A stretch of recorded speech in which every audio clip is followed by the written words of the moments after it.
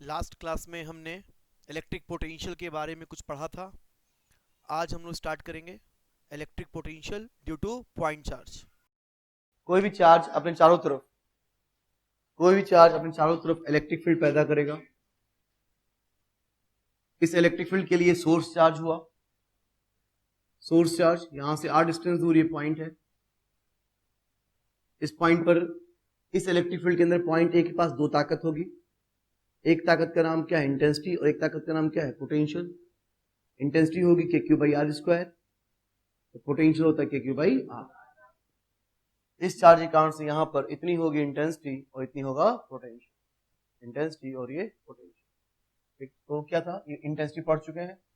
अब potential due to point charge, इस charge के कारण से आर डिस्टेंस दूर पॉइंट ए पे पोटेंशियल के q by r. Sign put करेंगे, चार्ज पॉजिटिव है तो पोटेंशियल पॉजिटिव होगा, चार्ज नेगेटिव है तो पोटेंशियल नेगेटिव होगा। लिख लो at A due to q put sign put करेंगे पॉइंट ए पर पोटेंशियल क्यू के कारण से।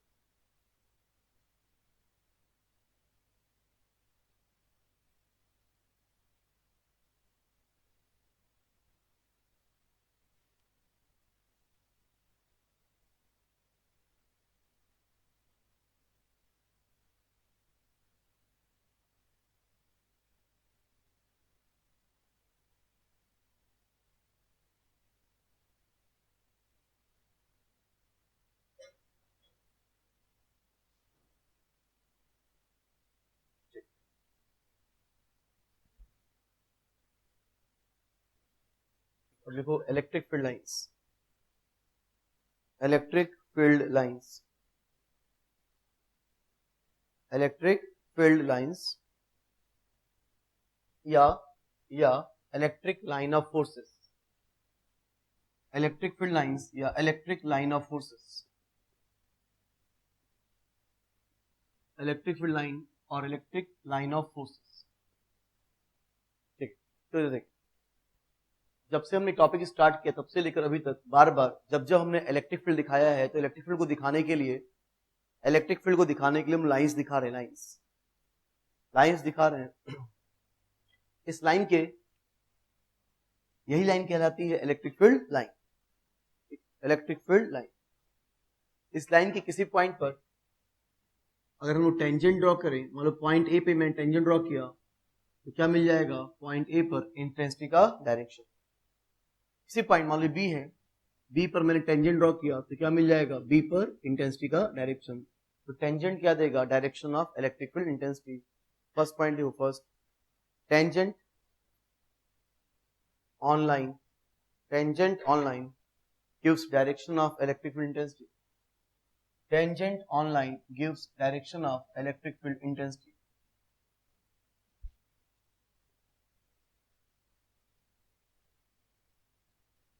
फिगर ड्रॉ करें फटाफट।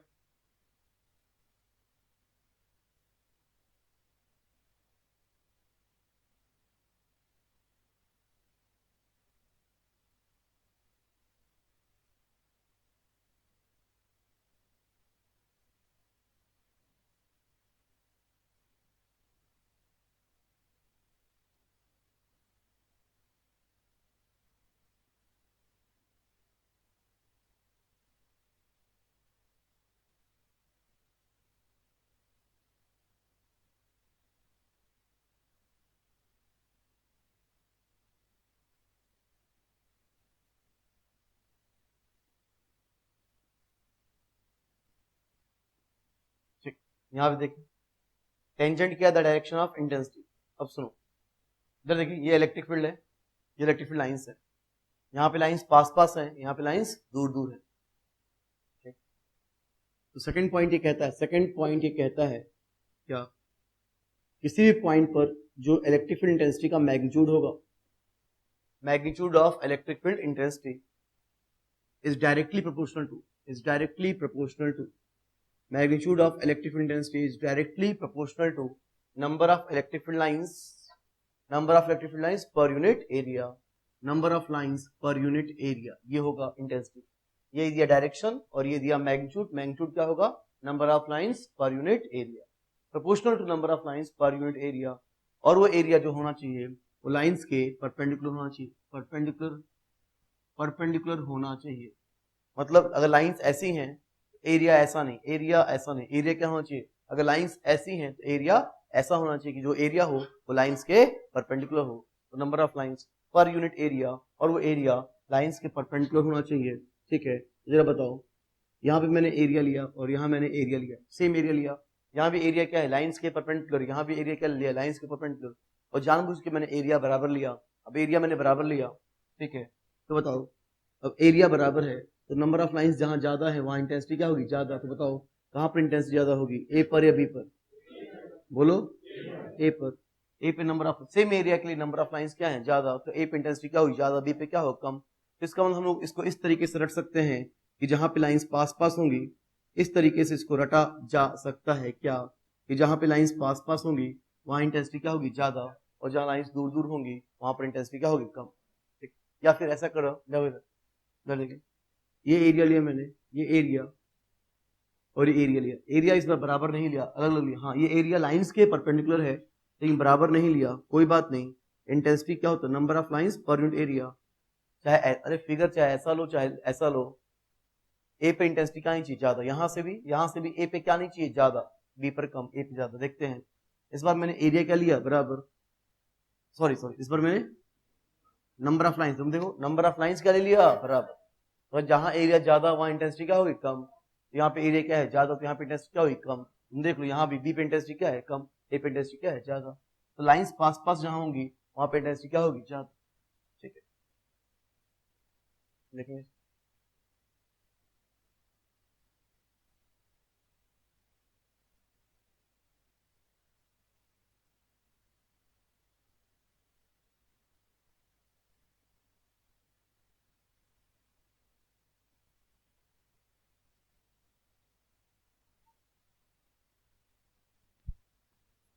ड्रॉ करें, इसको लिखे लिखे इसको।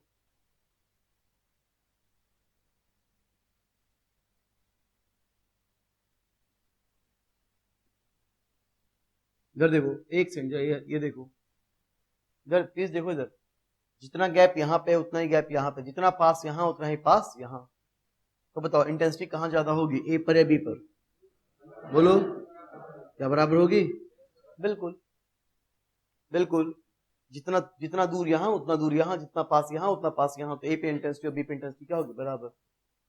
तो क्या ये इलेक्ट्रिक फील्ड यूनिफॉर्म कहलाएगी, बोलो क्या ये इलेक्ट्रिक फील्ड यूनिफॉर्म कहलाएगी, बोलो नहीं कहलाएगी, नहीं कहलाएगी, क्यों नहीं कहलाएगी, इलेक्ट्रिक फील्ड वेक्टर होता है, वेक्टर, और वेक्टर का मतलब ये होता है कि अगर अगर मैंने कहा कि कोई वेक्टर यूनिफॉर्म है मतलब वेक्टर हर जगह सेम, तो वेक्टर हर जगह सेम तभी होगा जब उसका मैग्नीट्यूड भी क्या हो हर जगह सेम, और डायरेक्शन भी हर जगह क्या हो सेम। यहाँ पर ए और बी पर मैग्नीट्यूड तो क्या है सेम लेकिन डायरेक्शन सेम नहीं। तुम देख लो यहाँ पर ए का डायरेक्शन इधर, यहाँ ई ए इधर और यहाँ ई बी इधर, डायरेक्शन अलग अलग है, टेंजेंट क्या देगा डायरेक्शन, और डायरेक्शन अलग अलग। फिर से कहता हूँ इलेक्ट्रिक फील्ड यूनिफॉर्म है कि नॉन यूनिफॉर्म, नॉन यूनिफॉर्म। भले E A equal to E B है, भले E A equal to E B है, लेकिन इलेक्ट्रिक फील्ड तो क्या कहलाएगी, but as non uniform, non uniform क्योंकि डायरेक्शन हर जगह सेम नहीं। मेरी बात सुनो, कोई भी वेक्टर वेक्टर सेम तभी कहलाएगा जब मैग्नीट्यूड भी क्या हो सेम और डायरेक्शन भी क्या हो सेम, सिर्फ मैग्नीट्यूड सेम है डायरेक्शन सेम नहीं। अच्छा अगर ऐसा हो तो अब बताओ इलेक्ट्रिक फील्ड यूनिफॉर्म है कि नहीं, बोलो क्या यूनिफॉर्म है, हाँ, डायरेक्शन भी क्या है सेम, जितना पास यहाँ उतना पास यहाँ, मैग्नीट्यूड भी क्या है सेम। हाँ, तो ये इलेक्ट्रिक फील्ड कहलाएगी यूनिफॉर्म इलेक्ट्रिक फील्ड, बिल्कुल इसको हम लोग कहेंगे यूनिफॉर्म इलेक्ट्रिक फील्ड। चारों फिगर ड्रॉ करना है आपको, सुन लो यहाँ पे ये ड्रॉ कर लो, सुनो जरा ये ड्रॉ करें, तो यहाँ ए और बी में कहाँ ज्यादा होगा, इस फिगर में कहाँ ज्यादा ए पर, यहाँ कहाँ ज्यादा बी पर, और यहाँ बराबर, यहाँ भी बराबर, लेकिन डायरेक्शन सेम नहीं और यहाँ डायरेक्शन भी क्या है सेम। चारों फिगर ड्रॉ करेंगे।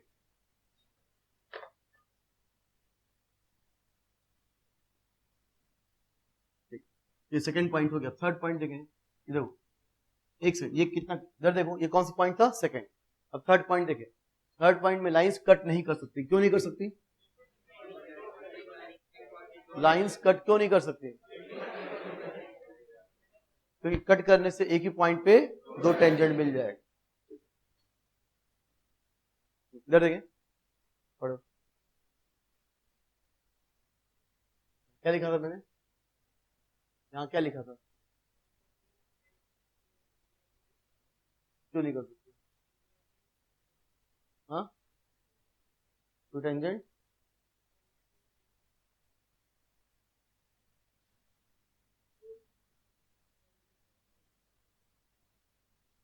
बैठो, लाइंस कट नहीं कर सकते क्योंकि अगर लाइंस कट करने से एक ही पॉइंट पे क्या मिल जाएगा, दो टेंजेंट, और टेंजेंट क्या देता है, डायरेक्शन ऑफ इंटेंसिटी, तो एक ही पॉइंट पर इंटेंसिटी का दो डायरेक्शन मिल जाएगा और पॉसिबल नहीं है। एक पॉइंट पर तो किसी एक वेक्टर का एक ही डायरेक्शन होगा, दो डायरेक्शन पॉसिबल नहीं, नॉट पॉसिबल।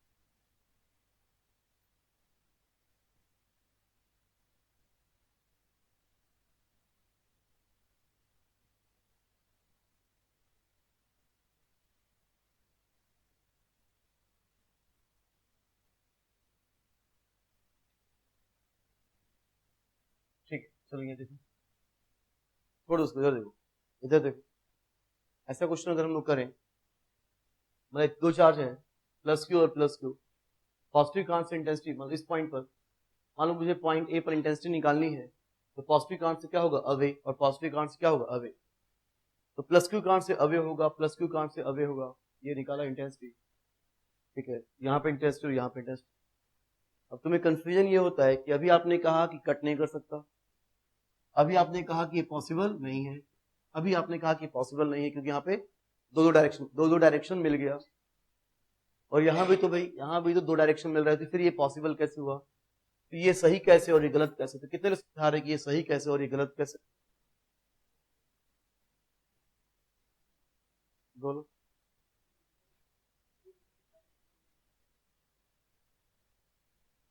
फिर लाइंस कट नहीं कर सकती, बात खत्म, और कुछ नहीं, फिर लाइंस कट नहीं कर सकती, इसमें कोई कंडीशन नहीं, इसमें कोई कंडीशन नहीं है, लाइंस कट नहीं कर सकती। हाँ, ये गलत कैसे और ये सही कैसे, बोलो।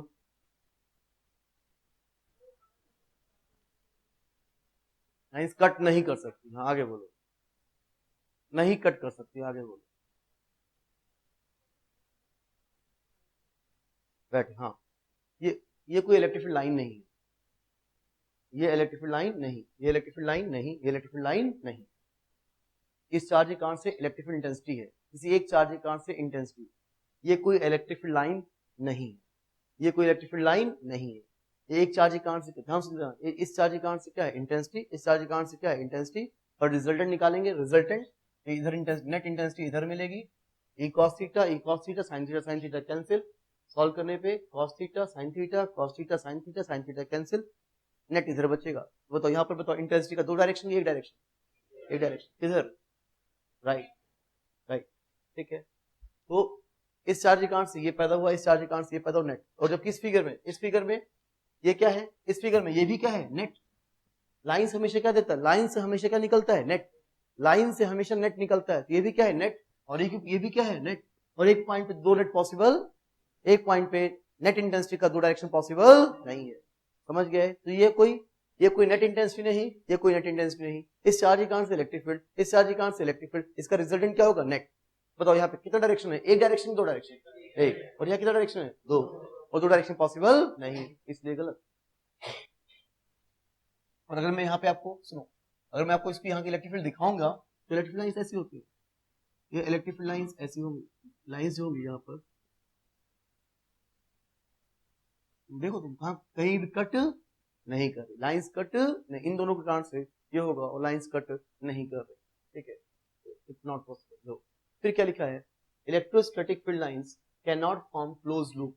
क्लोज लूप का मतलब क्या होता है, सर्कल क्या है, सर्कल क्या है, क्लोज लूप, स्क्वायर क्या है, क्लोज लूप, रेक्टेंगल क्या है, क्लोज लूप, ठीक है, सही, एक होता है क्लोज सरफेस और एक होता है क्लोज लूप। स्फेयर क्या है, स्फेयर क्लोज सरफेस है, क्लोज लूप है, स्फेयर क्या है, क्लोज सरफेस, सर्कल क्या है, क्लोज लूप, स्क्वायर क्या है, स्क्वायर क्लोज लूप, और क्यूब क्या है, क्यूब क्लोज सरफेस। और electrostatic field lines can not form close loop, मतलब क्लोज लूप ये पॉसिबल नहीं, ये पॉसिबल नहीं है। मतलब electrostatic field lines can not form close loop, in not possible, ये चीज पॉसिबल नहीं। अब सुनो एक second, not possible, electrostatic field lines can not form close loop.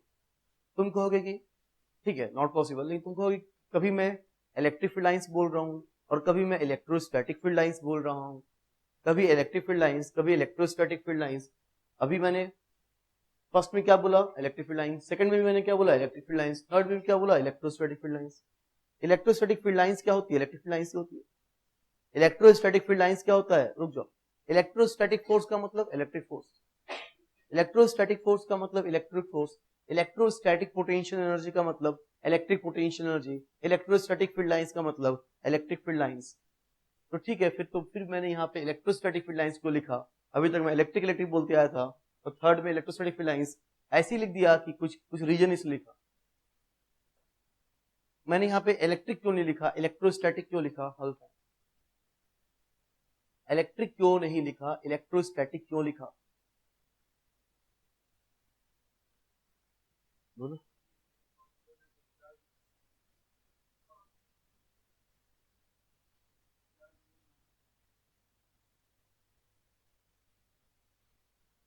और कोई देखो, ध्यान सुनना ध्यान सुनना, हमें दो तरह की इलेक्ट्रिक फील्ड पढ़नी है। ट्वेल्थ में हमें हमारे कोर्स में क्या दो तरह की इलेक्ट्रिक फील्ड, दो तरह की इलेक्ट्रिक फील्ड होती है, दोनों पढ़ना है, दोनों में पढ़ना है। दो तरह की इलेक्ट्रिक फील्ड होती है, दोनों में पढ़ना है। एक क्या होता है, इलेक्ट्रोस्टैटिक फील्ड, एक इलेक्ट्रोस्टैटिक फील्ड होती है और एक इंड्यूस्ड इलेक्ट्रिक फील्ड होती है। इंड्यूस्ड इलेक्ट्रिक फील्ड,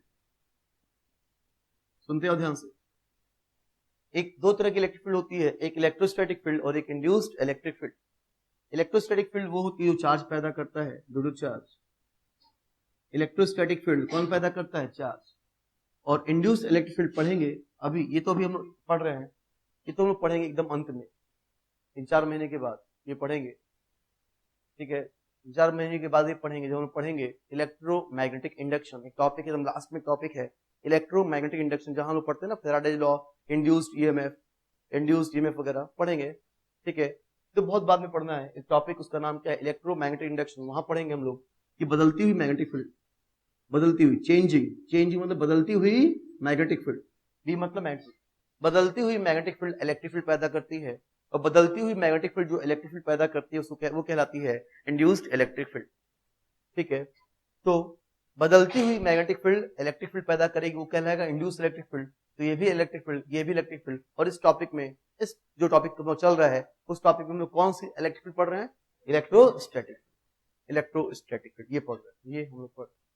पहला पॉइंट जो लिखवाया वो दोनों के लिए है, टेंजेंट क्या देगा, डायरेक्शन ऑफ इंटेंसिटी, दोनों के लिए है, इसलिए पहले में मैंने कुछ अलग से नहीं कहा, पहले में दोनों के लिए, मतलब electric field line electric field के लिए है। पहला पॉइंट क्या, टेंजेंट क्या देगा, direction of intensity, tangent direction of intensity किसका देगा, इसका किसका, दोनों का। सेकंड पॉइंट भी दोनों के लिए है, थर्ड पॉइंट भी दोनों के लिए है, लेकिन फोर्थ पॉइंट जो लिखवाने जा रहा हूं वो सिर्फ और सिर्फ किसके लिए है, इसके लिए है, इसके लिए नहीं, इसके लिए नहीं, ठीक है। Electrostatic field lines close loop form नहीं करेंगे, और हम लोग पढ़ेंगे ये क्लोज लूप फॉर्म करती हैं, ये क्लोज लूप एकदम उल्टा, ये लाइंस क्लोज लूप फॉर्म नहीं करेंगी और ये close lines close loop form करती हैं, करती हैं, बिल्कुल पढ़ना है, पढ़ेंगे। तो अगर एग्जाम में आया कि electric field lines close loop form कर सकती हैं, सही है गलत, electric field lines close loop form कर सकती है, सही है गलत, electric field lines close loop form कर सकती है, सही है गलत, सही। Electric field lines close loop form नहीं कर सकती हैं, सही है गलत, सही। Electric field lines close loop form कर भी सकती हैं और नहीं भी कर सकती। अब बताओ, इलेक्ट्रिक फील्ड लाइंस हमेशा क्लोज लूप फॉर्म नहीं करेगी, हमेशा क्लोज लूप फॉर्म नहीं करेगी, सही है गलत, गलत। क्लोज लूप फॉर्म कर सकती है, लेकिन कर सकती हो नहीं भी कर सकती, ठीक है। अच्छा, electrostatic field lines close loop form नहीं करेंगी, सही है गलत, सही। Electrostatic field lines close loop form नहीं करेगी, समझ गए। तो इस टॉपिक में हम लोग जो पढ़ रहे हैं वो इलेक्ट्रोस्टैटिक फील्ड पढ़ रहे हैं, इस टॉपिक में हम पढ़ रहे हैं वो इलेक्ट्रोस्टैटिक फोर्स पढ़ रहे हैं, इलेक्ट्रोस्टैटिक फोर्स पढ़ रहे हैं, ठीक है। बताओ यहाँ जो पोटेंशियल एनर्जी होगी उसका नाम क्या होगा, electrostatic potential energy, electric potential. अच्छा, इलेक्ट्रोस्टैटिक को क्या मैं इलेक्ट्रिक कह सकता हूं?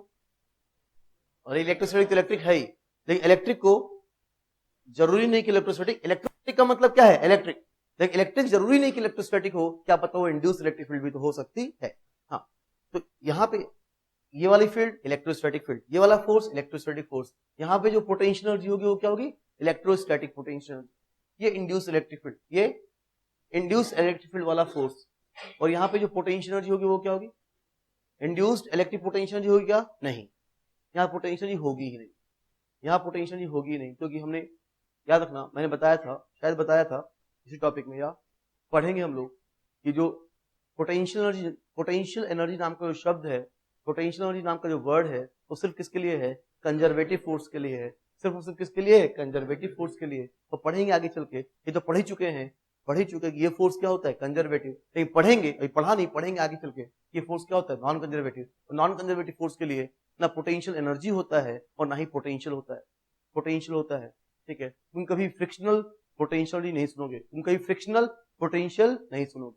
नॉन कंजर्वेटिव फोर्स तो पढ़ेंगे, नॉन कंजर्वेटिव फोर्स है, इसके लिए ना पोटेंशियल एनर्जी डिफाइंड होगा और ना ही पोटेंशियल डिफाइंड होगा। इसलिए मुझे लिखना पड़ा electrostatic field lines can not form close loop. देखो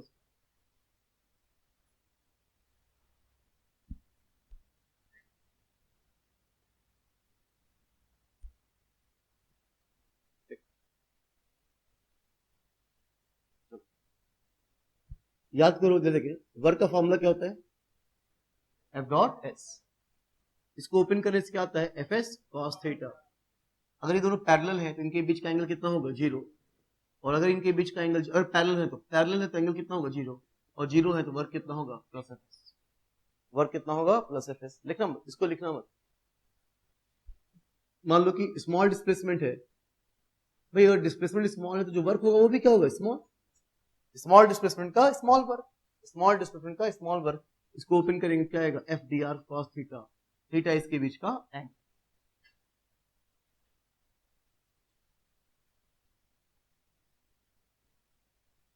चलो, एक बॉडी पे फोर्स लग रहा, एक बॉडी पे फोर्स लग रहा,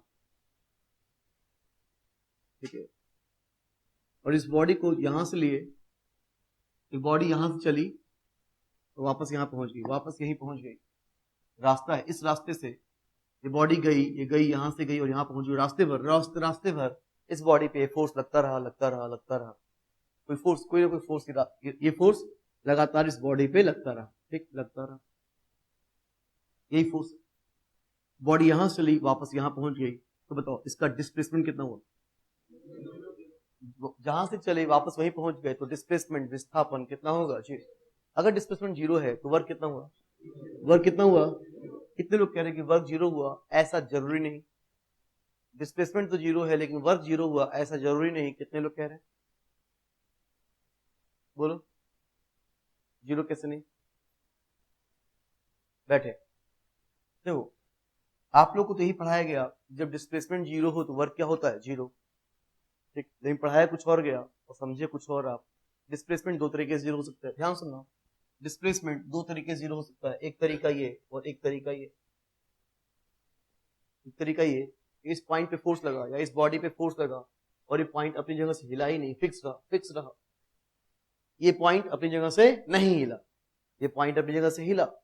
बॉडी अपनी जगह से नहीं हिली, बॉडी अपनी जगह से हिली, वापस वहीं पहुंच गई, और जिस पॉइंट पे फोर्स लगा ये पॉइंट नहीं हिला, वहीं का वहीं रहा, वहीं का वहीं रहा।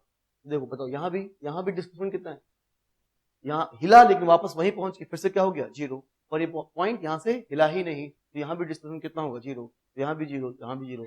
इस केस में वर्क 0, इस केस में वर्क 0 होता है, ना कि इस केस में। इस केस में जो वर्क आएगा वो डेफिनेटली क्या आएगा? 0। अगर वो पॉइंट अपनी जगह से हिला ही नहीं, फिक्स का फिक्स रहा, तो डिस्प्लेसमेंट कितना है? 0। तो वर्क कितना होगा? 0। यहाँ पे तो डिस्प्लेसमेंट 0 है, लेकिन जरूरी नहीं कि वर्क 0 हो। अब यहाँ पे वर्क 0 हो भी सकता है और वर्क 0 नहीं भी हो सकता है। वर्क 0 हो भी सकता है और नहीं भी हो सकता है। इसे पढ़ोगे आप लोग, अभी मैं नहीं पढ़ा रहा, अभी बस थोड़ा हल्का फुल्का बता रहा हूँ। इसे पढ़ोगे, जब टॉपिक पढ़ेंगे लोग वर्क, पावर, एनर्जी, तो फिर से सब कुछ आपके सामने आएगा, सारी बातें आपके सामने आएंगी। हाँ, तो डिस्प्लेसमेंट अगर 0 है तो वर्क क्या होगा? 0। इस तरीके से, और इस तरीके से हिल के वापस वहीं पहुंच गया तब 0 है, तो फिर वर्क 0 हो भी सकता है, वर्क 0 नहीं भी हो सकता। हम पढ़ेंगे कि अगर ये फोर्स कंजर्वेटिव है, अगर ये फोर्स कंजर्वेटिव जैसे कि electrostatic force, gravitational force, spring force, magnetic force, अगर ये कंजर्वेटिव फोर्स है तो वर्क क्या होगा? जीरो। और अगर ये फोर्स नॉन कंजर्वेटिव है, नॉन कंजर्वेटिव फोर्स है, कंजर्वेटिव नॉन कंजर्वेटिव, तो फिर वर्क पक्का जीरो नहीं होगा, जैसे कि फ्रिक्शनल फोर्स, जैसे कि फ्रिक्शनल फोर्स। इस केस में वर्क जो है वो जीरो नहीं होगा, ठीक है। लेकिन इस केस में चाहे कंजर्वेटिव हो चाहे नॉन कंजर्वेटिव, वर्क कितना होगा? जीरो। तो ये पॉइंट अपनी जगह से हिला ही नहीं, जब हिला ही नहीं तो चाहे कंजर्वेटिव हो चाहे नॉन कंजर्वेटिव, चाहे कांस्टेंट हो चाहे वेरिएबल हो, कुछ भी हो, वर्क कितना होगा? जीरो। हाँ, लेकिन इस केस में कंजर्वेटिव है तो जीरो होगा, नॉन कंजर्वेटिव है तो जीरो नहीं होगा, ठीक है। इसका मतलब अगर कोई बॉडी यहां से चली और वापस यहीं पहुंच गई तो डिस्प्लेसमेंट कितना है? जीरो। तो जरूरी नहीं कि वर्क जीरो हो भी सकता हो, नहीं भी। कंजर्वेटिव तो पक्का जीरो होगा, नॉन कंजर्वेटिव तो पक्का जीरो नहीं होगा, ठीक, ये बात है। हाँ, तो अब सुनो, इलेक्ट्रोस्टैटिक फोर्स कंजर्वेटिव फोर्स है, तो इलेक्ट्रोस्टैटिक फोर्स किस कैटेगरी में आएगा? इस कैटेगरी में, किस कैटेगरी में? फर्स्ट, ठीक है। Conservative force example electrostatic force, electrostatic force. इसका मतलब अगर किसी बॉडी पे इलेक्ट्रोस्टैटिक फोर्स लग रहा तो एक चक्कर में किया गया वर्क जीरो आना चाहिए। देखते हैं जीरो आएगा कि नहीं, ठीक है। चलो, अभी अभी लिखवाया गया क्या कि नॉट पॉसिबल लिखवाया गया, ठीक है। ध्यान सुनना, ये क्या है? मान लो कि ये क्या है? इलेक्ट्रोस्टैटिक फील्ड है। और अभी क्या कहा गया कि अगर ये इलेक्ट्रोस्टैटिक फील्ड है तो नॉट पॉसिबल, अगर ये इलेक्ट्रोस्टैटिक फील्ड तो ये पॉसिबल नहीं, तो अगर ये इलेक्ट्रोस्टैटिक फील्ड है तो नॉट पॉसिबल। थोड़ी देर के लिए मानते हैं, चलो पॉसिबल मान लिया जाए, थोड़ी देर के लिए देखते हैं पॉसिबल माने। तो अगर ये इलेक्ट्रोस्टैटिक फील्ड है तो एक चक्कर का वर्क अगर जीरो आ गया, अगर ये इलेक्ट्रोस्टैटिक फील्ड और एक चक्कर का वर्क इस रास्ते से अगर जीरो आया तो पॉसिबल है, जीरो नहीं आया तो पॉसिबल नहीं है। समझ रहे? जीरो आना चाहिए, कंजर्वेटिव जीरो आना चाहिए। तो देखो क्या ये फिगर पॉसिबल, देखिए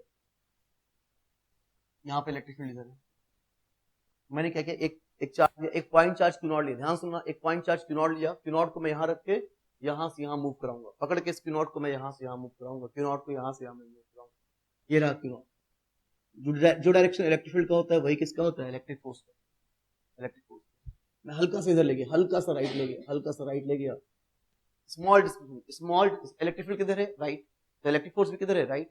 और मेरा डिस्प्लेसमेंट भी किधर है? राइट। हल्का सा टेंजेंट के लॉन्ग। तो बताओ ये वर्क कैसा है? वर्क होता है क्या? F E dot D R. और स्मॉल डिस्प्लेसमेंट है तो वर्क भी कैसा होगा? स्मॉल। इसको ओपन किया तो कितना आएगा? F E D R cos zero, और एक कॉस थीटा, और थीटा की वैल्यू कितनी है? जीरो। तो कॉस जीरो क्या हुआ? 1। तो जो वर्क आया वो कितना आया? पॉजिटिव। अरे वर्क पॉजिटिव आया नेगेटिव आया? पॉजिटिव। तो यहाँ से यहाँ तक का वर्क क्या है? पॉजिटिव। बताओ यहाँ से यहाँ तक का वर्क, बताओ यहाँ से यहाँ तक का वर्क पॉजिटिव आएगा नेगेटिव आएगा? देखते हैं, जब ये चार्ज यहाँ पे होगा, टेंजेंट इलेक्ट्रिक फील्ड क्या होगी? टेंजेंट के लॉन्ग, और जो डायरेक्शन इलेक्ट्रिक फील्ड का होगा वही इलेक्ट्रिक फोर्स का होगा। और मैं मूव भी उधर ही करा रहा हूँ जिधर इलेक्ट्रिक फील्ड, सुनो, मैं जानबूझकर जिधर इलेक्ट्रिक फील्ड है चार्ज को मैं उधर ही मूव करा रहा हूँ। और जब मैं चार्ज को उधर ही मूव करा रहा हूँ जिधर इलेक्ट्रिक फील्ड है, इसका मतलब चार्ज का स्मॉल डिस्प्लेसमेंट हमेशा इलेक्ट्रिक फील्ड क्या होगा? पैरेलल। चार्ज का स्मॉल डिस्प्लेसमेंट यहां से यहां ले गया, चार्ज का स्मॉल डिस्प्लेसमेंट हमेशा इलेक्ट्रिक फील्ड क्या है? पैरेलल। तो बताओ यहाँ पे वर्क कैसा आएगा? Positive negative? फोर्स किधर है? नीचे। डिस्प्लेसमेंट किधर है? नीचे। एंगल कितना? जीरो। ये वर्क भी क्या आएगा? पॉजिटिव। तो यहाँ देखें, यहाँ पे मैं चार्ज को इधर ले गया, जिधर इलेक्ट्रिक फील्ड है उधर ही इलेक्ट्रिक फोर्स आएगा, और जानबूझ के डिस्प्लेसमेंट भी मैं उधर ही ले गया हूँ। बताओ ये वर्क कैसा आएगा? Positive negative? पॉजिटिव। यहां से यहां तक का वर्क, बोलो ये वर्क, ध्यान से देखना। इधर देखो, इलेक्ट्रिक फील्ड इधर ऐसी है, तो जब मैं चार्ज को मूव कराऊंगा ऐसे तो इलेक्ट्रिक फोर्स भी ऐसे ही होगा। अगर चार्ज पॉजिटिव तो जिधर इलेक्ट्रिक फील्ड उधर ही फोर्स। इलेक्ट्रिक फील्ड ऐसी है तो इलेक्ट्रिक फोर्स भी ऐसे आएगा, और जानबूझ के डिस्प्लेसमेंट भी मैंने वैसे ही लिया। तो हर जगह इलेक्ट्रिक फील्ड, इलेक्ट्रिक फोर्स और डिस्प्लेसमेंट पैरेलल। ठीक, इधर ही इलेक्ट्रिक फील्ड, इधर ही फोर्स, इधर ही डिस्प्लेसमेंट। तो हर जगह parallel parallel parallel parallel parallel parallel parallel. तो यहां से यहां तक का वर्क, बोलो फटाफट बोलो, यहाँ का वर्क पॉजिटिव, यहाँ का वर्क पॉजिटिव, यहाँ का वर्क हर पल का वर्क। तो positive plus positive plus positive plus positive plus positive plus positive total work. यहाँ से यहाँ स्टार्ट करो, तो यहां से यहां तक का टोटल वर्क क्या आएगा? पॉजिटिव आएगा, नेगेटिव आएगा, जीरो आएगा। हर पल का वर्क पॉजिटिव है, कभी नेगेटिव हुआ ही नहीं। Positive positive positive positive positive positive positive positive positive, हर पल का वर्क क्या है? पॉजिटिव। तो टोटल वर्क आया कितना आया? पॉजिटिव। और क्या आना चाहिए था? जीरो, क्योंकि ये इलेक्ट्रोस्टैटिक फोर्स है। और इलेक्ट्रोस्टैटिक फोर्स क्या होता है? Conservative force. और कंजर्वेटिव फोर्स में एक चक्कर का वर्क जीरो आना चाहिए, लेकिन यहाँ पे एक चक्कर का वर्क जीरो नहीं आया, पॉजिटिव आया। इसका मतलब ये फिगर गलत, जीरो आना चाहिए, जीरो नहीं आया, इसका मतलब पॉसिबल नहीं। क्या लिखा आपने? Electrostatic field lines cannot form close loop because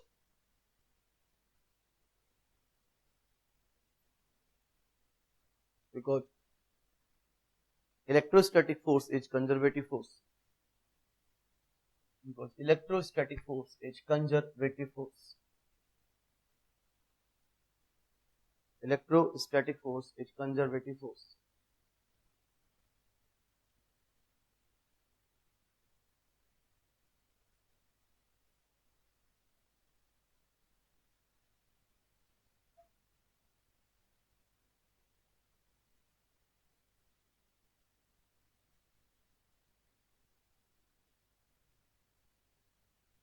एक मिनट देख लेते हैं।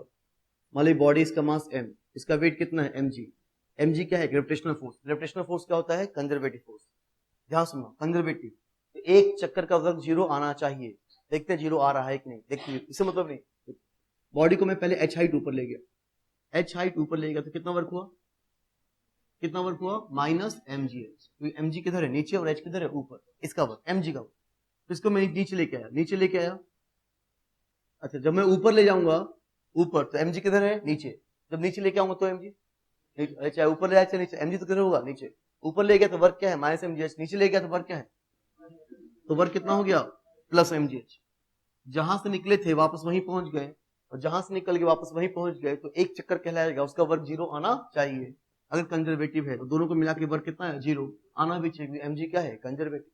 जरा फ्रिक्शनल फोर्स देखते हैं। फ्रिक्शनल फोर्स नॉन कंजर्वेटिव है, एक चक्कर का वर्क जीरो नहीं आना चाहिए। देखते जीरो आ रहा है कि नहीं आ रहा है। थोड़ी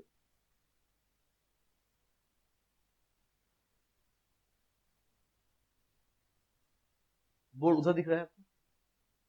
बोर्ड उधर दिखाई दे रहा है? हाँ,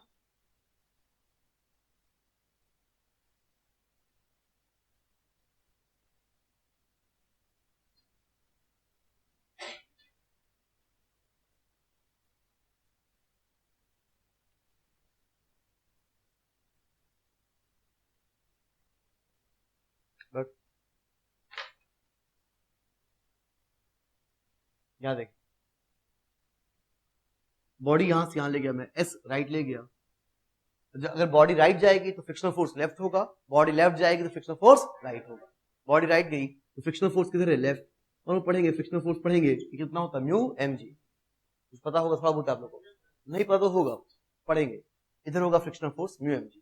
बताओ, राइट गए वर्क कितना हुआ? राइट गए वर्क क्या होगा?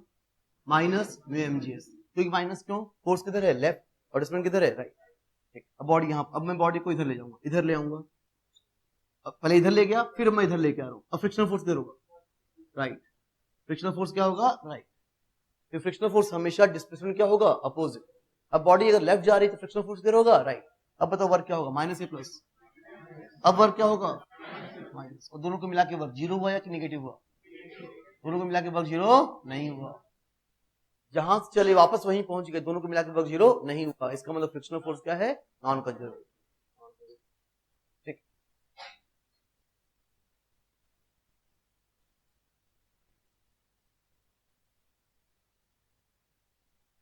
ठीक है, तो ये लिख लेंगे नॉट पॉसिबल। फिफ्थ पॉइंट लिखें, फिगर ड्रॉ करेंगे जरूर। फिफ्थ पॉइंट लिखें,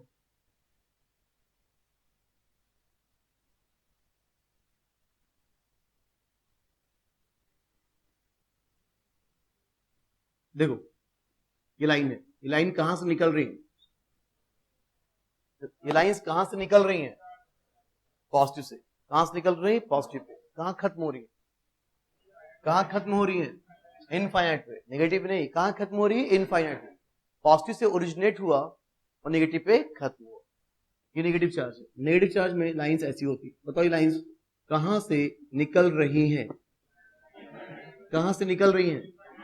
इनफाइनाइट। तो कहां खत्म हो रही है? नेगेटिव। इनफाइनाइट से निकल रही है इसका मतलब ये नहीं कि इसको इनफाइनाइट ने पैदा किया। पैदा किसने किया? नेगेटिव नहीं पैदा किया। इसको किसने पैदा किया? पॉजिटिव ने। उसको किसने पैदा किया? नेगेटिव ने पैदा किया। हाँ, लाइंस ऐसी पैदा करेगा कि वो ऐसा लगेगा कि ओरिजिनेट कहां से हो रही है? इनफाइनाइट से। और कहां खत्म हो रही है? नेगेटिव। ठीक है, या ऐसा भी हो सकता है भाई ये पॉजिटिव है और ये नेगेटिव। ये तो तब है जब अकेला पॉजिटिव हो, अकेला नेगेटिव हो, पॉजिटिव के बगल में नेगेटिव है, तो फिर लाइंस ऐसी होंगी, लाइंस ऐसे होंगी। ठीक है, अल्टीमेटली लाइंस या तो पॉजिटिव से निकलेंगी या इनफाइनाइट से निकलेंगी, या तो पॉजिटिव से निकलेंगी या इनफाइनाइट से निकलेंगी। और या तो कहां खत्म होंगी? या तो इनफाइनाइट पे खत्म होगी लाइंस, या कहां खत्म होगी? नेगेटिव। तो लिखो इसको। Point number 5, electrostatic field lines. Electrostatic field lines either originates from positive charge or from infinite. Electrostatic field lines either originates from positive charge or from infinite.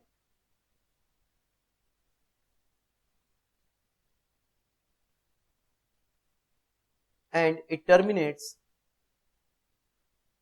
at negative charge or at infinite. मतलब खत्म होंगी and it terminates at negative charge or at infinite. या तो negative charge पे खत्म होंगी या infinite पे खत्म होंगी। नेक्स्ट पॉइंट लिखें। ठीक, सुनो पॉइंट नंबर 6 क्या? देखिए सुनो, लाइंस है, इलेक्ट्रिक फील्ड लाइंस, और जो लाइंस है यहां ऐसे टूट नहीं सकती। लाइंस कंटिन्यूअस होती है। लाइंस होती है वो क्या होती है? कंटिन्यूअस। लाइंस टूट नहीं सकती। कब? अगर यहां चार्ज नहीं, अगर यहां पे चार्ज नहीं है, अगर यहां चार्ज नहीं है तो लाइंस टूट नहीं सकती, लाइंस कंटिन्यूअस होंगी। तो लिखो, इन चार्ज फ्री रीजन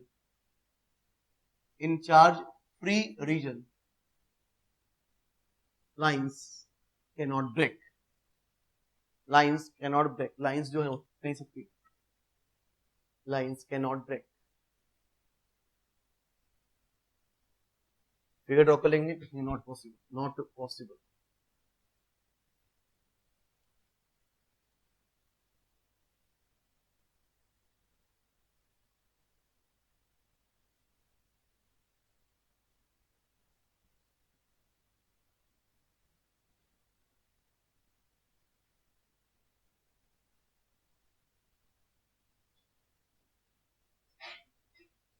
ठीक है, सुनो क्यों नहीं पॉसिबल ऐसा? अगर लाइंस टूट गई, टूटने का मतलब मैं कह सकता हूं कि यहां पे लाइंस खत्म हुई और यहां लाइंस ओरिजिनेट हुई। अगर यहां लाइंस खत्म हुई है, भाई टूटने का मतलब मैं मान सकता हूं कि यहां लाइंस खत्म हुई और यहां ओरिजिनेट हुई। अगर यहां खत्म हुई इसका मतलब ये क्या, यहां पे क्या होना चाहिए? नेगेटिव, और यहां क्या होना चाहिए? पॉजिटिव।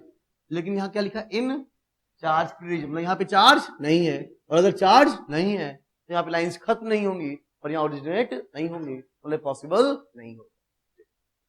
नेक्स्ट ये देखो, सुनो देखो, Q1 देखो, Q2 को देखो, लाइंस कहां से निकली? पॉजिटिव से निकली, और कहां खत्म हुई? नेगेटिव पे खत्म। पूछा है कि Q1 और Q2 का रेशियो कितना होगा? क्या होगा रेशियो? Q1 और Q2 का रेशियो क्या होगा?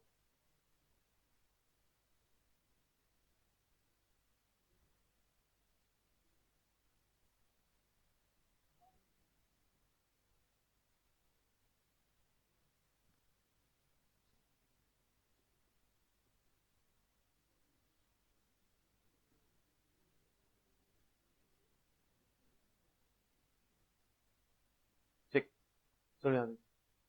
सुनो, इस चार्ज से कितनी लाइंस निकल रही हैं? बहुत सारी इनफाइनाइट। इस पे कितनी खत्म हो रही हैं? बहुत सारी इनफाइनाइट। जैसे बहुत सारी लाइंस निकल रही हैं, बहुत सारी लाइंस खत्म हो रही हैं।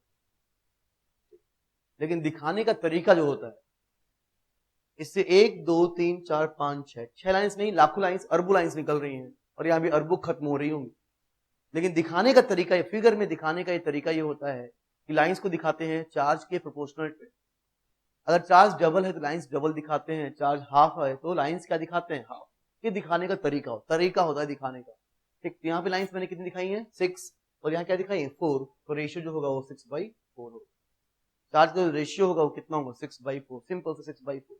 इसका मतलब ये नहीं कि 6 लाइंस निकल रही है, यहाँ भी बहुत सारी, यहाँ भी बहुत सारी, लेकिन दिखाने का तरीका ये होता है कि अगर यहाँ पे 6 दिखाया, यहाँ 4 दिखाया, इसका मतलब चार्ज का रेशियो भी वैसा ही होगा। ये दिखाने का, अगर चार्ज का मैग्नीट्यूड आधा है तो लाइंस भी हम लोग हाफ ही दिखाते हैं।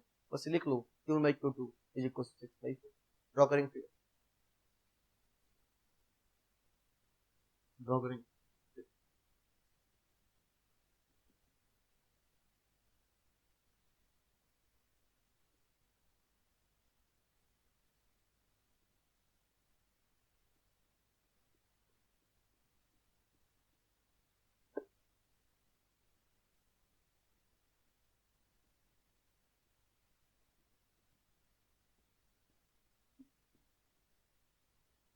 ठीक, जरा देखो, देखिए क्वेश्चन नंबर 1, इस क्वेश्चन नंबर 1 में यहाँ चार्ज कितना है, चार्ज कितना, 10 माइक्रोकूलम। क्वेश्चन नंबर 1 में चार्ज कितना, 10 माइक्रोकूलम। 1 2 3 4 5 6 7 8 लाइन दिखाई, 8 लाइन दिखाई मैंने, 10 माइक्रोकूलम 8 लाइन दिखाई। खैर, क्वेश्चन नंबर 1 था, छोड़ो इसको। एक नया क्वेश्चन, एकदम नया। क्वेश्चन नंबर 2, यहाँ चार्ज कितना है, क्यू, और 1 2 3 4 4 लाइन दिखाई, तो क्यू कितना होगा, ये क्यू कितना होगा, बोलो कितना होगा क्यू, 10 माइक्रोकूलम। क्वेश्चन नंबर 1 में 10 माइक्रोकूलम दिखाया, 8 लाइन, और यहाँ क्या दिखाया, 4 लाइन, तो बताइए चार्ज कितना होगा, 5 होगा। अरे बेवकूफो, ये अलग क्वेश्चन था, ये अलग क्वेश्चन था, इसमें कंपैरिजन नहीं होगा। फिर तो भाई बात ही खत्म, फिर तो मेरे को सॉल्व करना ही नहीं है। मान लो कि क्वेश्चन में ही आ गया, एग्जाम में आया, और घर से रट के चले गए तुम, ये तो कोई मतलब नहीं हुआ। ये अलग अलग क्वेश्चन, इनमें कोई कंपैरिजन नहीं होगा। ऐसा कोई हो तब जाके कंपैरिजन हो।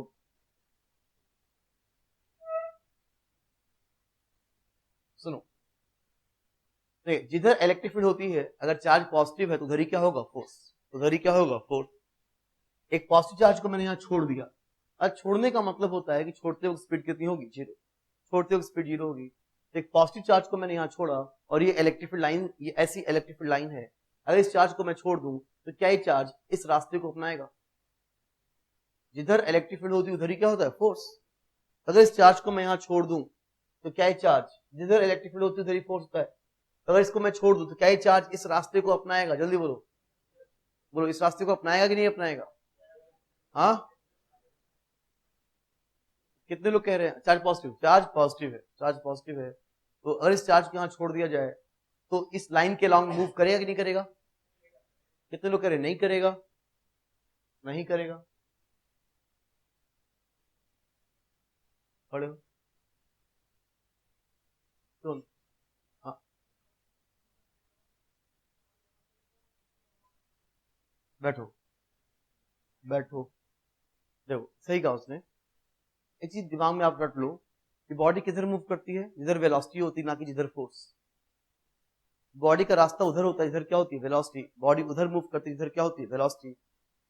जिधर फोर्स होगा बॉडी उधर मूव करे, ऐसा जरूरी नहीं। एग्जाम्पल बताओ, यहाँ mg किधर है, mg नीचे, और बॉडी किधर गई, नीचे। क्या इस एग्जाम्पल में बॉडी उधर ही गई जिधर फोर्स है, नहीं, नहीं गई, कहां गई, खड़े हो चश्मे वाले, पीछे एकदम निशान लग रहा है, एकदम पीछे, हाँ, तुम चश्मा पहने हो पीछे वाले, हाँ। अभी जब मैंने कहा mg किधर है, आप लोगों ने कहा नीचे, फिर मैंने कहा बॉडी छोड़ दिया, तो बॉडी किधर गई, मैंने क्या क्या कहा था कि क्या बॉडी mg के फोर्स की पैरेलल गई, तो बोले नहीं, क्यों बोले किधर गई, mg किधर है, नीचे, बॉडी किधर गई, नीचे, तो फिर बैठे, हाँ,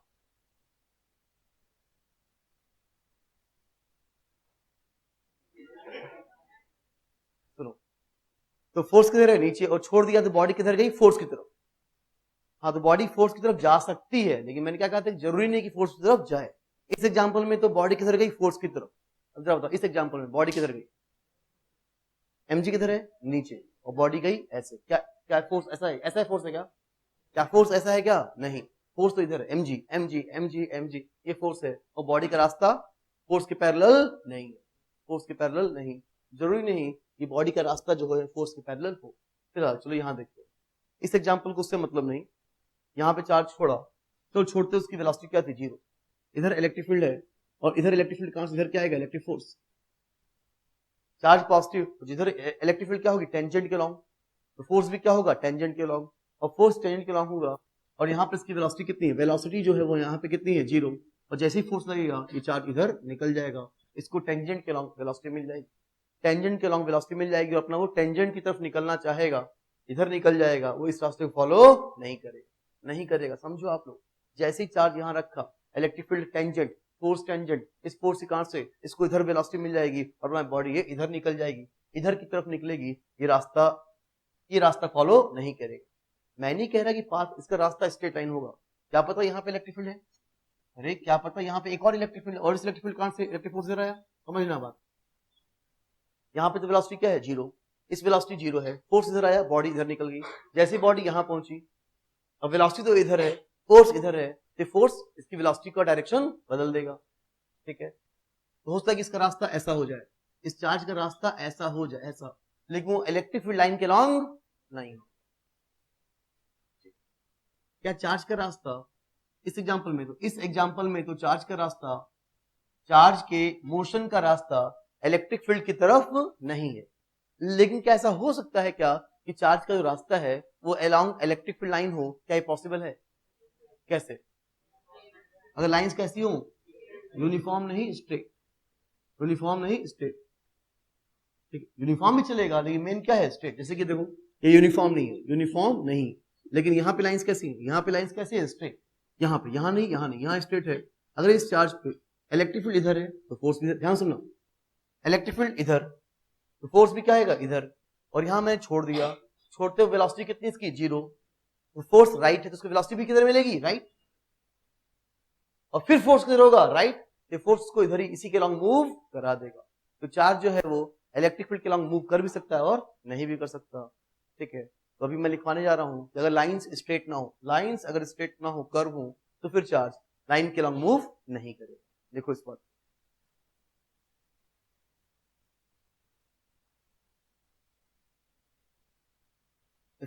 if electric field lines are not straight, if electric field lines are not straight,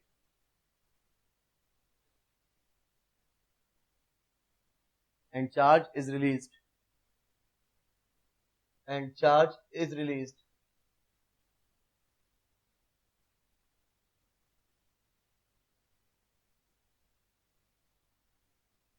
then it will not move along electric field lines. Then it will not move along electric field lines.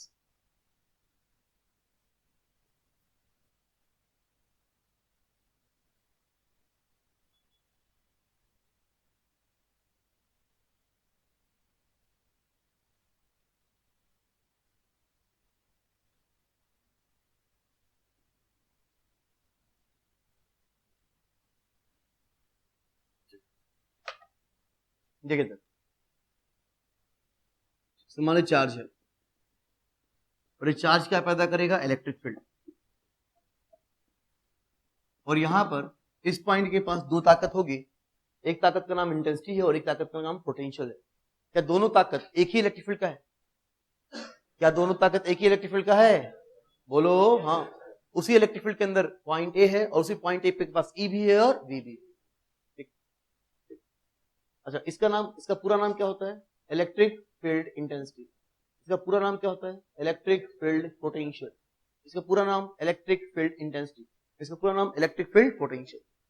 इसको short में हम लोग electric field भी कह देते हैं। Electric field intensity को short में सिर्फ क्या कह देते हैं? Electric field. और इलेक्ट्रिक फील्ड पोटेंशियल को तो पोटेंशियल बोलना ही पड़ेगा। या तो क्या बोले, या तो इलेक्ट्रिक फील्ड पोटेंशियल बोले, या इलेक्ट्रिक पोटेंशियल बोले, या सिर्फ पोटेंशियल बोले। पोटेंशियल वर्ड चाहिए, लेकिन यहाँ पे इंटेंसिटी वर्ड जरूरी नहीं है। इलेक्ट्रिक फील्ड अगर बोल दिया तो उसका मतलब क्या होगा? Electric field intensity.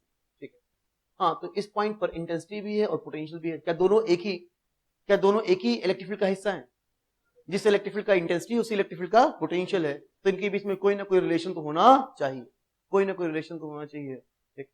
अब तुमको अगर रिलेशन तो है, एक ई होता है के क्यू बाई आर स्क्वायर और एक होता है वी इक्वल टू के क्यू बाई आर, तो यहां से डिवाइड कर देंगे, डिवाइड करने से रिलेशन निकल जाएगा। नहीं, ये तो फॉर्मूला सिर्फ किसका है, पॉइंट चार्ज का।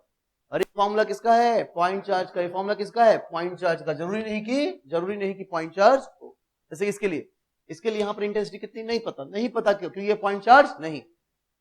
इसी कारण से पोटेंशियल कितना है, नहीं पता, क्या। लेकिन हाँ, इनके बीच में कोई ना कोई रिलेशन होगा, और रिलेशन देखो क्या लिखा है, relation between E and V. तो रिलेशन जो होगा वो क्या होता है, ऐसे मान लो ये इलेक्ट्रिक फील्ड जो ब्लू से दिखा है वो इलेक्ट्रिक फील्ड, ऐसे यहां से यहां गया, मैं ए से लेकर बी तक गया, ये रास्ता है। इस रास्ते से मैं ए से बी गया, रास्ते में मान लो मैं बात करूं स्मॉल डिस्प्लेसमेंट डी आर की, रास्ते में यहां से लेकर यहां तक ये स्मॉल डिस्प्लेसमेंट डी आर है। मान लो ये पॉइंट एम है और ये पॉइंट एन, तो डी आर क्या है, एम से लेकर एन तक का स्मॉल डिस्प्लेसमेंट। और मान लो कि यहाँ पे इलेक्ट्रिक फील्ड ई है, यहाँ पे यहाँ पर इलेक्ट्रिक फील्ड कितनी है, ई, और लेट्स से एंगल थीटा है, डी आर और ई के बीच का एंगल थीटा। एम का पोटेंशियल कितना है, वी एम, पॉइंट एम का पोटेंशियल वी एम और पॉइंट एन का पोटेंशियल वी एम, एम का पोटेंशियल वी एम, एन का potential V N, D R E.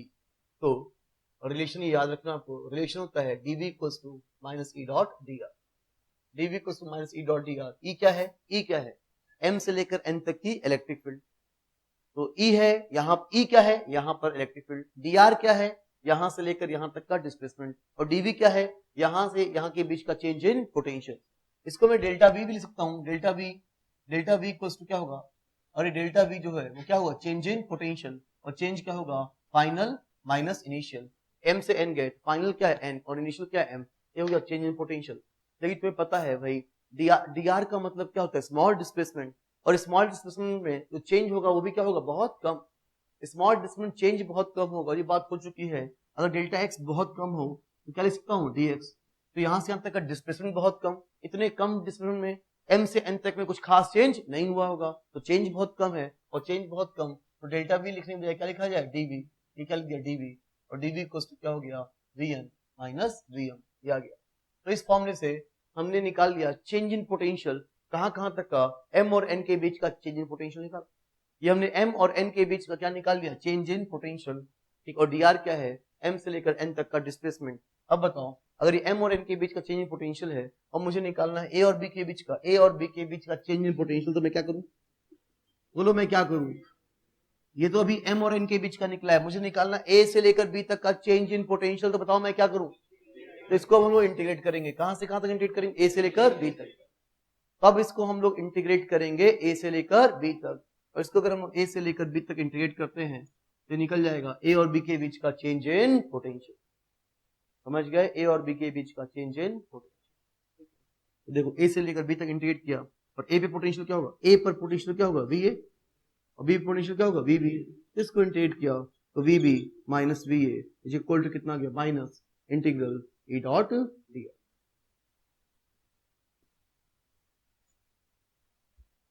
लिखो इसको।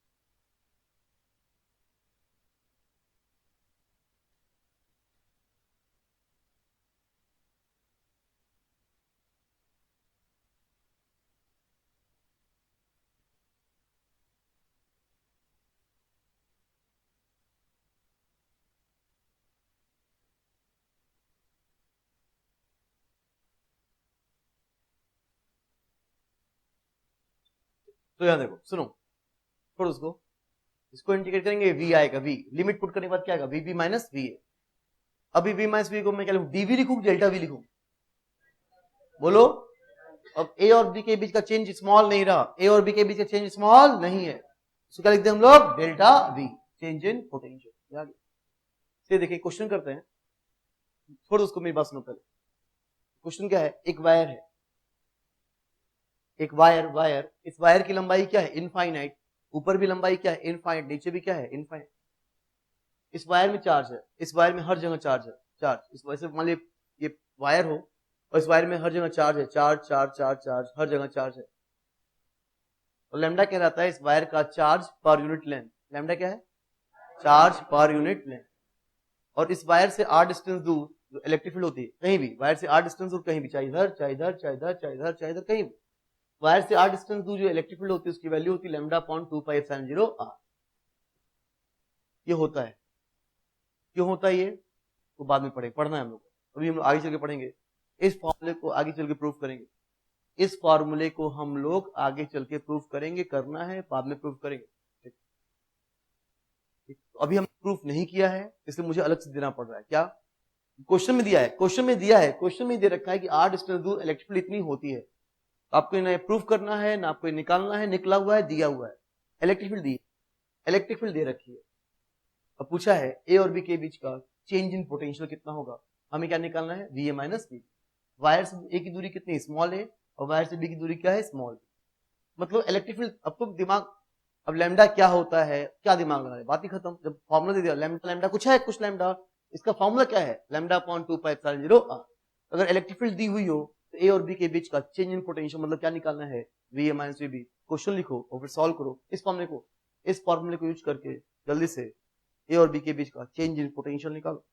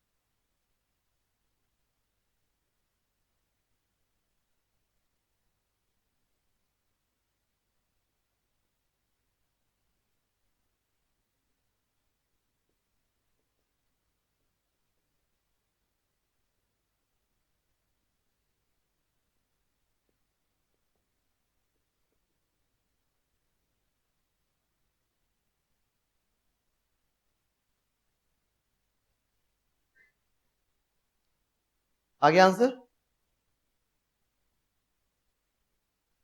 ठीक, चलो छोड़ दोस्तों, यहाँ देख ये फॉर्म, इधर देखें, ये फॉर्मूला हमारा, मेरी बात सुनो, ये फॉर्मूला है delta V equals to minus integral E dot D R. ये फॉर्मूला रट लो इसको, ये फॉर्मूला सुनो। अगर मैं इसको ए से बी इंटीग्रेट करूं, ए से बी, ये आंसर क्या आएगा, ये आंसर जो आया इक्वल टू वो क्या आया, बी माइनस ए की ए माइनस बी। चेंज क्या होगा, फाइनल माइनस इनिशियल।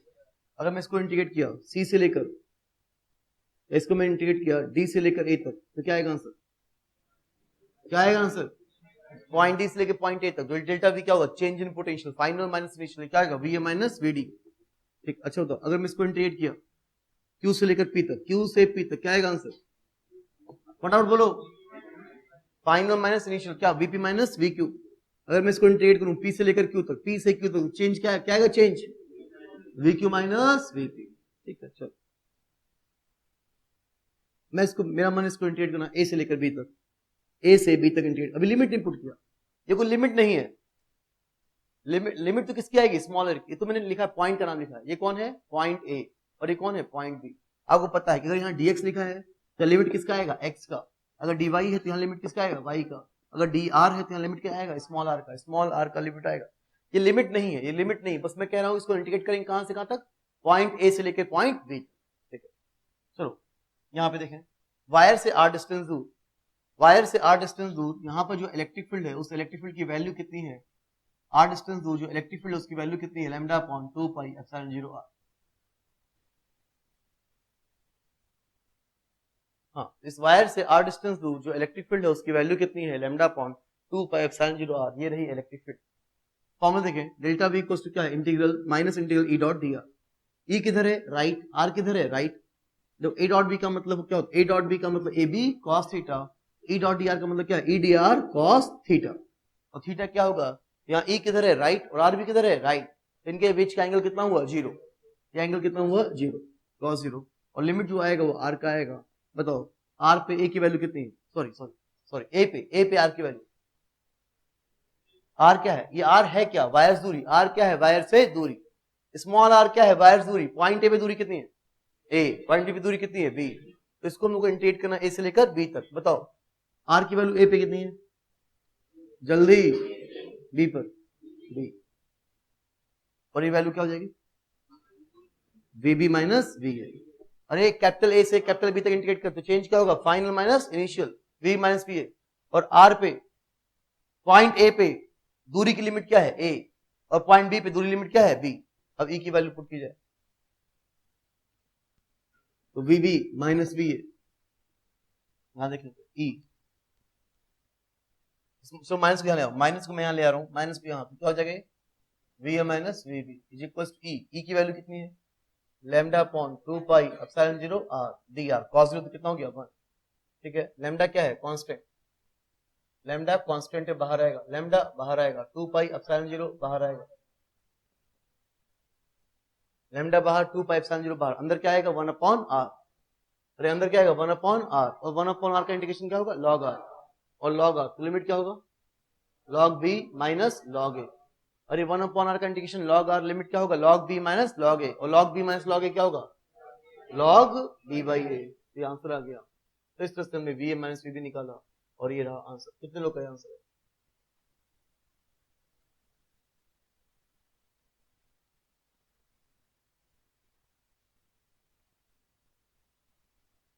इसको याद रखना, इस फॉर्मूले से हम निकाल सकते हैं दो पॉइंट के बीच का change in potential, change in potential.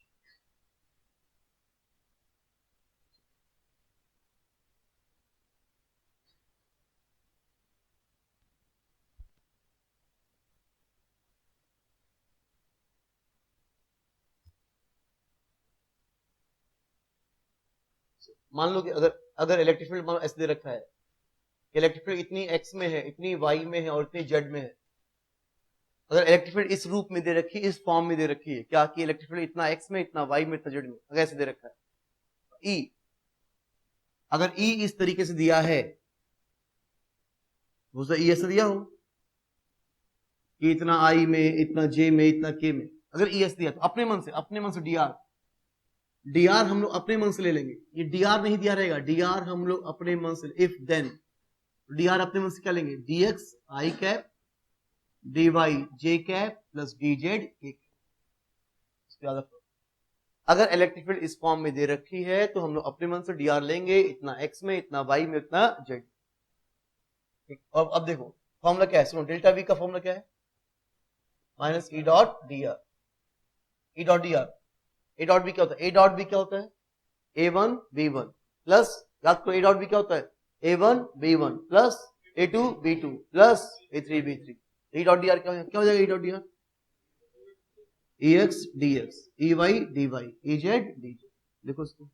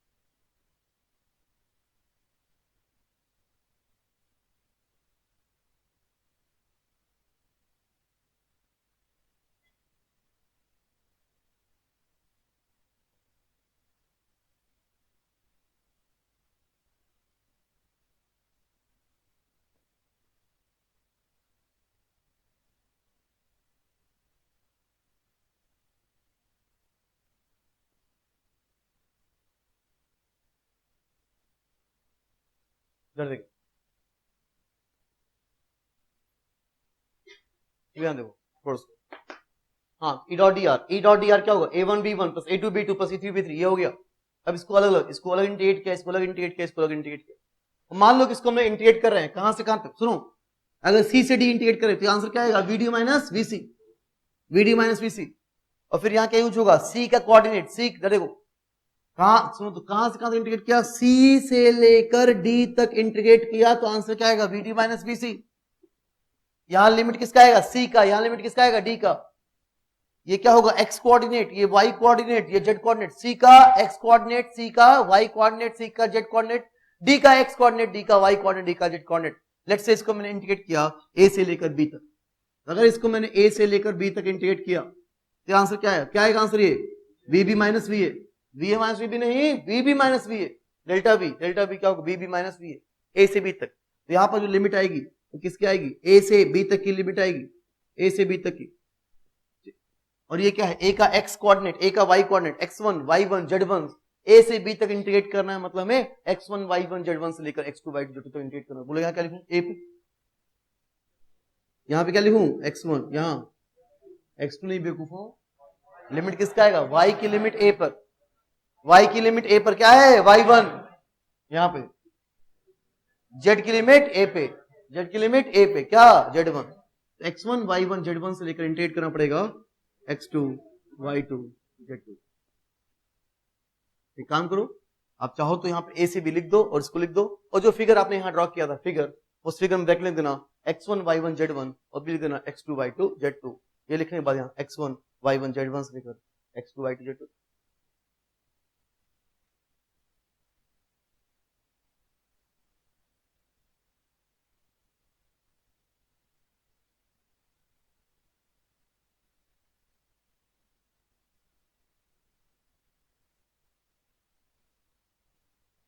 यहां देखें प्लीज, देखिए सामने देखो, इलेक्ट्रिक फील्ड कितना है, 6i cap plus 3y square j cap, 6i cap plus 3y square j cap. पूछा b माइनस b कितना होगा, पॉइंट ए का कोऑर्डिनेट 2,5, b कोऑर्डिनेट 6,4, जल्दी निकालो, जल्दी निकालो, सीधे सीधे इस फॉर्मूले पे आए, देर देखें, सीधे इस फॉर्मूले से स्टार्ट करें, स्टार्ट यहीं से करो, यहीं से स्टार्ट करो, इस फॉर्म सॉल्व करने के लिए सीधे यहीं से स्टार्ट करो।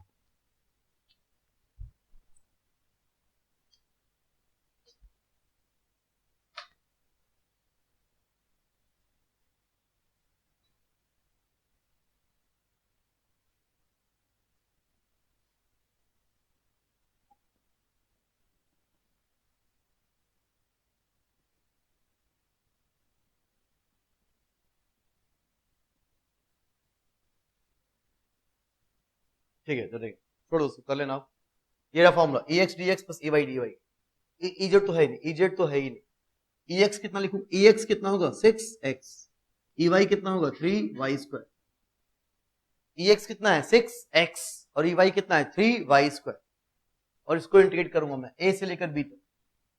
अगर a से लेकर b तक इंटीग्रेट करने में हुआ तो ये आंसर क्या आएगा, क्या आएगा आंसर, ये दिस इक्वल टू क्या होगा, vb minus va, change final minus initial. अब कर रहे हैं लिमिट, यहाँ पे लिमिट किसकी आएगी, a की और यहाँ b की, तो a की लिमिट क्या क्या है, a का कोऑर्डिनेट क्या है 2,5 और b का क्या है 6,4, तो 2,5 से लेकर 6,4 तक इंटीग्रेट कर लेंगे, जो भी अब इंटीग्रेशन तो कर लेना, आ जाएगा आंसर, जो भी है, जो भी आंसर है अब तो सिंपल, अब तो सिर्फ कैलकुलेशन है, ये आ गया वी माइनस वी ए, लिख लेंगे, ये रहा।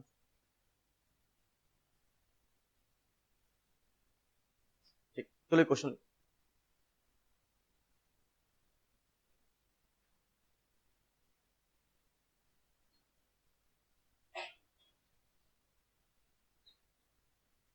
डायरेक्ट ये formula E x d x, E y d y, ये रहा ई एक्स, ये रहा ई वाई, और लिमिट ए से बी, ये रहा ए की लिमिट और ये रही बी की लिमिट। चलो एक नया क्वेश्चन ले लो। क्वेश्चन क्या है? इलेक्ट्रिक फील्ड इक्वल्स, प्लीज देखो,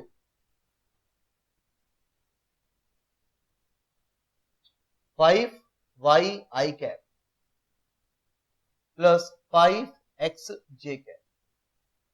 इलेक्ट्रिक फील्ड क्या है? 5y cap plus 5xj cap.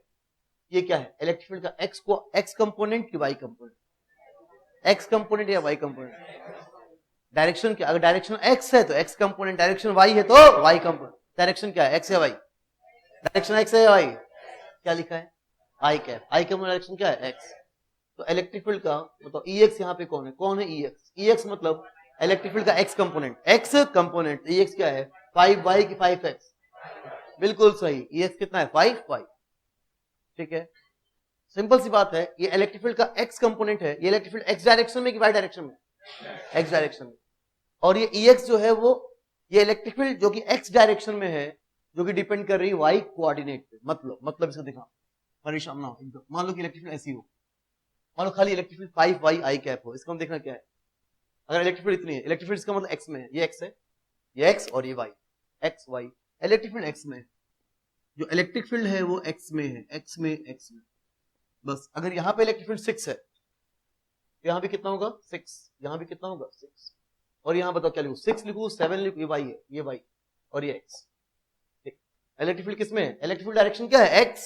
ये कौन सा डायरेक्शन है? x। ये यहाँ पे इलेक्ट्रिक फील्ड कितनी है? 6। तो यहाँ पे इलेक्ट्रिक फील्ड क्या है? 6 है कि 7 है कि 5 है? 6, 7 या 5। अगर ऐसा है तो 6, 7 या 5 बोलो। इलेक्ट्रिक फील्ड किसमें है? किसमें है? ये x में है कि y में? x में है। इलेक्ट्रिक फील्ड किसमें है? x में, जो कि डिपेंड कर रहा है y के कोऑर्डिनेट पे। y के कोऑर्डिनेट पे डिपेंड कर रहा है, और y कोऑर्डिनेट बढ़ेगा तो ex इक्वल टू 5y है। ex इक्वल टू 5y, ये इलेक्ट्रिक फील्ड x में है जो कि डिपेंड करी y कोऑर्डिनेट पे। तो y कोऑर्डिनेट बढ़ेगा तो ex बढ़ेगा। जैसे यहाँ होता है, यहाँ 6 तो यहाँ क्या लिखूं? 7, यहाँ 8, यहाँ 9, लेकिन है किसमें? x में। और जैसे से y बढ़ रहा है, इसका मैग्नीट्यूड बढ़ते जा रहा है। ये हुआ इसका मतलब।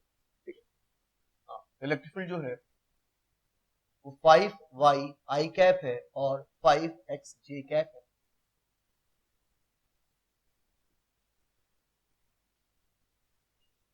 क्वेश्चन लिखो।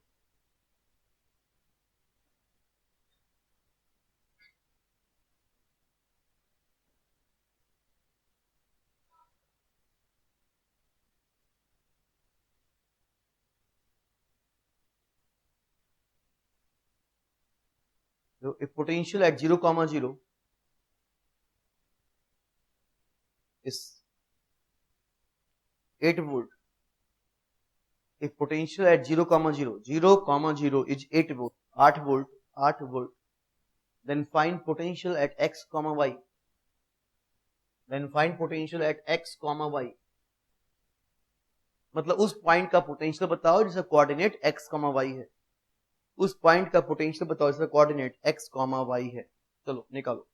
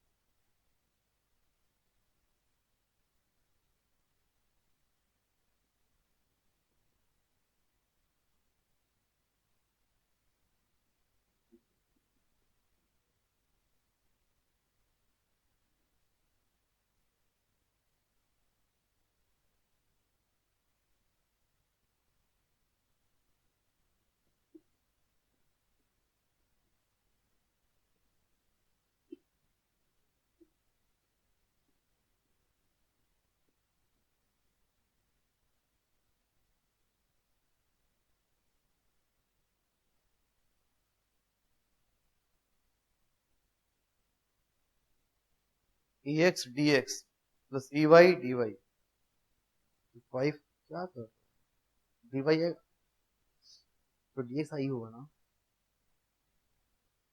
फॉर्मूला तो ये होगा, फॉर्मूला तो ये लगाना है आपको, यही फॉर्मूला है, इसी से आगे बढ़ना है। इधर देखो EX DX EX DX EX DX EX यही लगाना है, EX DX EY DY EX DX EY DY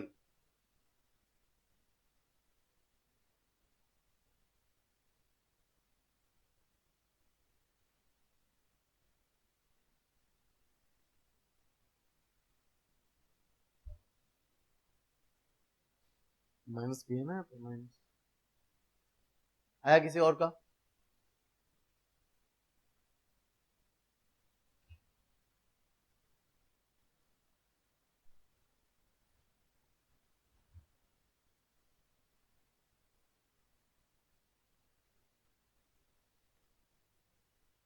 ये कौन सा तरीका है?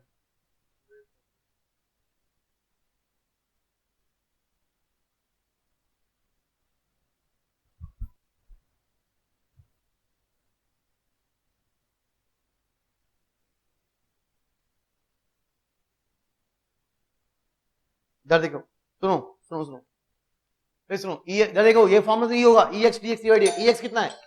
EX कितना है? 5y और EY कितना है? 5x। EX 5y EY 5x होगा तो यही सही है, यहां तक तो यही सही है।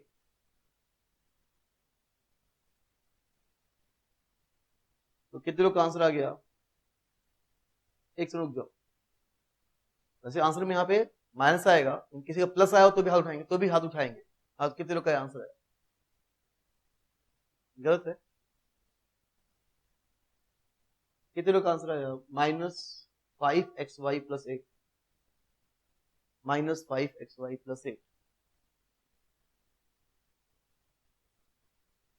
ठीक, चलो मैं करता हूं, इधर देखें, अच्छा क्वेश्चन यहाँ करते हैं। EX DX plus EY DY, जिनका आंसर ये है 10 आया, 10xy, उन्होंने क्या किया कि y को बाहर निकाल लिया, y को इंटीग्रेशन से बाहर निकाल लिया, और y को इंटीग्रेशन से बाहर निकाल लिया तो अंदर क्या बचेगा? dx, और dx का इंटीग्रेशन क्या होगा? x। फिर यहां से 5x को बाहर निकाला, 5x को बाहर निकाला, अंदर क्या बचा? dy, और dy का इंटीग्रेशन क्या होगा? y। 5x बाहर निकाला, 5y बाहर निकालते क्या हो गया? x, और ये क्या हो गया? y। तो यहाँ क्या हो गया? 5xy 5xy, तो कितना हो गया? 10xy। गलत, क्योंकि x y कोई कांस्टेंट थोड़ी नहीं जो बाहर निकाल लोगे, इंटीग्रेशन के बाहर वही निकलता है जो क्या हो? कांस्टेंट। और x और y क्या है? वेरिएबल, और x और y वेरिएबल है, तो ये काम गलत किया, ये काम गलत है। 5 तो इंटीग्रेशन से बाहर आएगा, 5 कांस्टेंट, लेकिन y कांस्टेंट नहीं, y क्या है? वेरिएबल। x क्या है? वेरिएबल। y इंटीग्रेशन के बाहर नहीं आएगा, x इंटीग्रेशन के बाहर नहीं आएगा। और कुछ लोगों ने तो ये चलो यहां तो सही था, लेकिन कुछ लोगों ने तो ये लिखा है, ये तो एकदम गलत है, एकदम। 5y dy, 5y dy तो आ ही नहीं रहा है, क्या रहा है? 5y dx आ रहा है, dx आ रहा है, 5y dy या 5x dx तो आएगा ही नहीं, यही आएगा। अब कैसे करें? y बाहर नहीं निकलेगा, x बाहर नहीं निकलेगा, हाँ, लेकिन 5 बाहर निकल जाएगा। 5 बाहर निकल के 5 बाहर निकालो, 5 बाहर निकाला, यहां से 5 बाहर, यहां पूरा 5 पूरा बाहर आ जाएगा, अंदर क्या बचेगा? क्या मैं इसको लिख सकता हूं, ऐसा लिख सकता हूं क्या? जल्दी बोलो। अरे दो इंटीग्रेशन तो होता ही है, सम ऑफ इंटीग्रेशन, तो इसको दिस प्लस दिस, कि यहां से यहां आ सकता है और यहां से यहां, बिल्कुल बिल्कुल y dx plus x dy बिल्कुल लिखा जा सकता है। अब यहां पे आ जाओ, अगर मान दो फंक्शन है f1x और f2x, और इसको डिफरेंशिएट करना हो तो क्या करते हैं हम लोग? क्या करते हैं? पहले को डिफरेंशिएट किया, दूसरे को छोड़ दिया, फिर दूसरे को डिफरेंशिएट किया, पहले को छोड़ दिया। वही काम यहां करने जा रहा हूं कि दो फंक्शन है x और y, तो डिफरेंशिएट करते हैं। पहले ये पहला है, ये x क्या है? पहला, और दो वेरिएबल, x भी क्या है? वेरिएबल, और यहाँ पे x और y का मल्टीप्लीकेशन मल्टीप्लीकेशन मल्टीप्लीकेशन, x भी वेरिएबल y भी वेरिएबल, दोनों वेरिएबल, उनका मल्टीप्लीकेशन। पहले को छोड़ा, पहले को डिफरेंशिएट किया और दूसरे को छोड़ दिया, फिर दूसरे को डिफरेंशिएट किया और पहले को छोड़ दिया, और सब कुछ वो x के रेस्पेक्ट में है। तो पहले को डिफरेंशिएट किया, दूसरे को छोड़ दिया, फिर पहले को छोड़ दिया, दूसरे को डिफरेंशिएट किया। क्या समझ में आ रहा है कैलकुलेशन? अरे तो कुछ भी नहीं, तो कुछ भी नहीं, तो हो गया। अब dx dx dx कैंसिल, तो dxy क्या हो गया, dxy क्या हो गया, dxy क्या हो गया, y dx plus x dy। इसका मतलब y dx plus x dy को y dx plus x dy को लिखा जा सकता है, हम लोग क्या लिख सकते हैं इसको, इंटीग्रल dxy। इसको इंटीग्रल dxy लिखा जा सकता है डेल्टा बी। तो हमने ये लिख दिया। अब जब बताना इसका इंटीग्रेशन, dl का इंटीग्रेशन l, dx का इंटीग्रेशन x, dr का इंटीग्रेशन r, dz का इंटीग्रेशन z, dt का इंटीग्रेशन, dt का integration t, dt t, dl l, dz z, dr r, dxy dxy, dl l तो dxy xy। इसका integration कितना होगा, xy, delta v equals to कितना हो गया, -5xy। अभी लिमिट नहीं, अभी लिमिट पुट करते हैं। सो ये ओरिजिन है, इसका कोऑर्डिनेट 0,0, इसका पोटेंशियल 8 वोल्ट है, और ये पॉइंट P है, इसका कोऑर्डिनेट क्या है, x, y, और इसका पोटेंशियल V निकालना है। ओरिजिन का पोटेंशियल दिया है और पॉइंट P का पोटेंशियल निकालना है।